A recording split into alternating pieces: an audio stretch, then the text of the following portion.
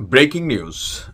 মাত্র কয়েক ঘন্টা আগে ৩-৪ ঘন্টা আগে সম্ভবত এনসিপির নেতা আক্তার হোসেনের উপর নিউ ইয়র্কের জন এফ কেনেডি বিমানবন্দরের ৮ নম্বর গেটে যেই ডিম ছোড়ার ঘটনা ঘটেছে, সেই ঘটনায় আমেরিকার সরকার কথা দিয়েছিল যে তারা ডক্টর ইউনূস সরকারের যারা প্রতিনিধি হবেন তাদেরকে নিরাপত্তা দিবেন।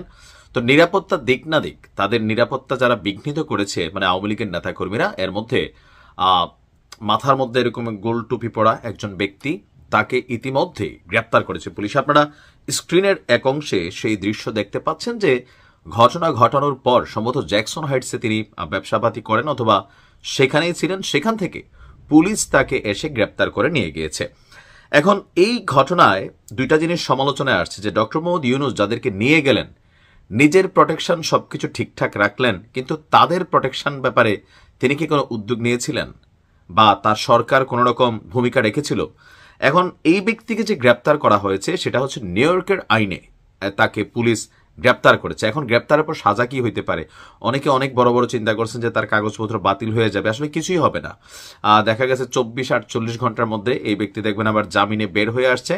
কারণ এটা বাংলাদেশ না, এটা উন্নত বিশ্বে। আপনাদের একটা কথা খেয়াল করাই, ফ্রান্সের প্রেসিডেন্ট ইমানুয়েল ম্যাক্রো প্রেসিডেন্ট, তো তিনি একবার এক প্রত্যন্ত অঞ্চলে গেছেন ফ্রান্সের, মানে সেখানে কৃষকদের সাথে তিনি কথা বলবেন। তো হাত মিলাচ্ছিলেন, এক কৃষক ঠাস করে তারা থাপ্পড় মাইরা বসছে। ফ্রান্সের প্রেসিডেন্টকে একজন কৃষক থাপ্পড় মাইরা বসছে, সেখানে থেকে ডিম ছোড়া হয়েছিল। তো সেই ঘটনায় সেই কৃষক তাৎক্ষণিকভাবে গ্রেপ্তার হলেও পরে বের হয়ে গেছেন সম্ভবত ২৪ ঘন্টার মধ্যে। বাংলাদেশে হয় কি, যদি আজকে এই ঘটনা বাংলাদেশে হইতো তাহলে এই লোকরে ধৈরা নিয়া ধরেন আগামী ২৪ ঘন্টা তো তারে খুঁজে পাওয়া যেত না। তার হাড্ডি, তার গরম ডিম থেরাপি থেকে শুরু করে যত থেরাপি আছে সব কিন্তু বাংলাদেশের আইন শৃঙ্খলা বাহিনী প্রয়োগ করতো। কারণ আমাদের দেশের আইন শৃঙ্খলা বাহিনী চলে সরকারে কে আছে তার মানে দিকে তাকাইয়া হয়তো আইনের প্রয়োগ হয়।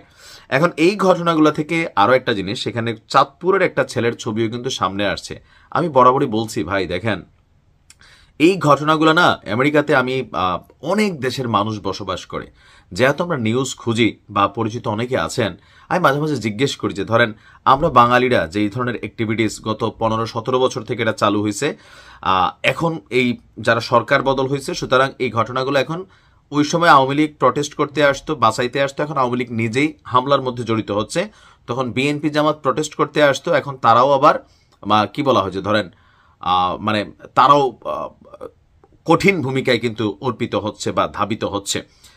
এরকম ঘটনা কি আসলে আমেরিকাতে আপনারা যারা বসবাস করেন অন্যান্য দেশের বেলায় দেখেন, ধরেন ভারতের বা পাকিস্তানের যখন মন্ত্রীরা আসে, অথবা আমাদের এই ভূখণ্ডেরই দক্ষিণ এশিয়ার যে ভূখণ্ড, সেখানে বিরোধী দল সব দেশে আছে, তাদের দেশের নাগরিকরা ওইসব দেশে বসবাস করে, তারা কি আসলে ওইসব দেশে এই ধরনের অতি উৎসাহী কর্মকাণ্ডে লিপ্ত হয়?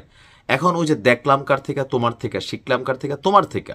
আবার আমাদের দেশেও ধরেন সরকার বদলের পর যেভাবে বিরোধী দলগুলোর উপরে মানে হায়নার মতন ঝাঁপাই পড়ি আমরা, এটা আওয়ামী লীগ সরকারেও হয়েছে, এখনো হচ্ছে, বিভিন্ন জায়গায় হচ্ছে, মিথ্যা মামলা, ভুয়া বাণিজ্য, কত কিছু, লাশ ফালাই দেওয়া, মার্ডার, মানে মামলা হামলা, এই ট্রেন্ড যতদিন পরিবর্তন না হবে আপনি মনে করেন না যে আপনি এর থেকে বেঁচে যাবেন। আমি বরাবরই বলি বিপরীত হিসাবে মানে বিরোধী দল হিসাবে রাজপথে আওয়ামী লীগ ভয়ঙ্কর কিন্তু একটা দল, মানে আগে পিছিয়ে একটু কম ভাবে ঘটনা ঘটাইতে। যে ব্যক্তি অ্যারেস্ট হয়েছে তার কিন্তু আওয়ামী লীগের কাছে একটা হিরোইজম উপাধি পাওয়া গেছে, আবার অন্যান্যদের কাছে যে একদম সাথে সাথে অ্যাকশন হয়েছে, কিন্তু এই অ্যাকশনে বাংলাদেশের মতন কোনো কিছুই না। তারপরেও এটা এই যে একটা ঘটনা ঘটলো, আক্তাররা ডিম মারলেন, আবার গ্রেপ্তারও হইলেন, আসলে এখান থেকে অর্জনের জায়গাটা কোনটা? একদল মনে করতেছে, আওয়ামী লীগ মনে করতেছে একদম দিছি ডিম রে, আর মানে উচ্ছ্বাস দেখতেছিলেন যিনি বলতেছিলেন, বা জয় বাংলা স্লোগানের উচ্ছ্বাস ছিল, কারণ বাংলাদেশে এখন জয় বাংলা স্লোগান দেওয়া যায় না। আবার এখন যখন গ্রেপ্তার হয়েছে সবাই আবার এরকম অ্যাকশনে গেছে। আবার ফেসবুকে কেউ কেউ লিখতেছে বিদেশ বসে বসে, আমার পরিচিত অনেকেই দেখলাম যে কুত্তা লীগের বা অমুক লীগের একটা যেন চিহ্ন বাংলাদেশে না থাকে, তো তুই ব্যাপারটা যাস না কেন? কে করবে বাংলাদেশে এগুলা? এই যে বিদেশে বসে বসে নিজে ভালো থাইকা খাইয়া বাংলাদেশে উস্কানি দিচ্ছেন যে লীগের কোনো অস্তিত্ব না থাকতে, তো আপনার আব্বা আম্মা ভাই বোন তাদেরকে পাঠান। এর আগে বিদেশে বসে এরকম কিন্তু উস্কানি দেওয়া হইতো, কিন্তু কোনো রাজনৈতিক নেতার কোনো পরিবার আপনি দেখছেন এই জুলাই আন্দোলনে আহত হইতে নিহত হইতে সবসময় মারা খায় সাধারণ মানুষ। আর সাধারণ মানুষ আমরা অতি উৎসাহী, নেতার জন্য আমরা জীবন দিয়ে ফেলবো। নেতা কিন্তু আমার ভাই জেলে ঢুকলে আমাকে জামিনও করাই আনে না। আল্লাহ জাতিকে সঠিক হেদায়েত দান করুক। ভালো থাকুন।